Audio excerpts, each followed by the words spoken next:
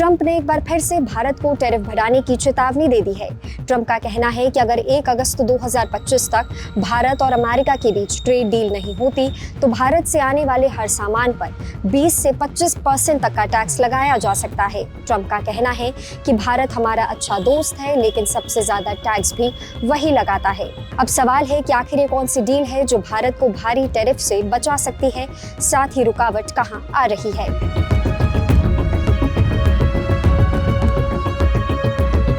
Trump और भारत के बीच एक बिजनेस डील को लेकर बातचीत चल रही है। दोनों देश चाहते हैं कि व्यापार आसानी से हो, साथ ही कम टैक्स में हो, लेकिन एग्रीकल्चर, डेयरी, स्टील और ऑटो सेक्टर जैसे मुद्दों पर अब तक कोई सहमति नहीं बन पाई है। अगस्त के मिड में एक अमेरिकी डेलीगेशन भारत आने वाला है, तब तक डील की कोशिश की जाएगी। पूरी डील अक्टूबर 2025 तक फाइनल हो सकती है।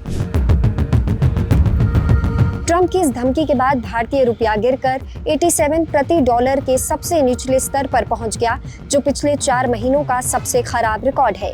विदेशी निवेशकों ने करीब 5,700 करोड़ के शेयर और 550 करोड़ के बॉन्ड्स बेच दिए हैं, यानी उन्होंने तेजी से पैसा निकाला है और इससे बाजार में हलचल मच गई है। अगर ये गिरावट जारी रहती है तो आरबीआई को बीच में दखल देना होगा।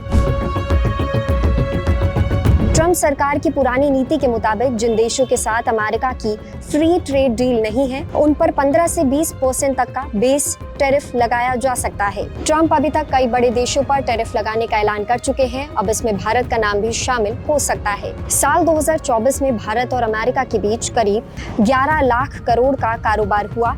इसमें से भारत ने करीब 4 लाख करोड़ ज्यादा कमाया, यानी हमारा माल ज्यादा बिका और हमें फायदा हुआ। लेकिन अगर टैरिफ बढ़ता है तो ज्वेलरी, ऑटोमोबाइल और फार्मा जैसे सेक्टर्स को भारी नुकसान हो सकता है।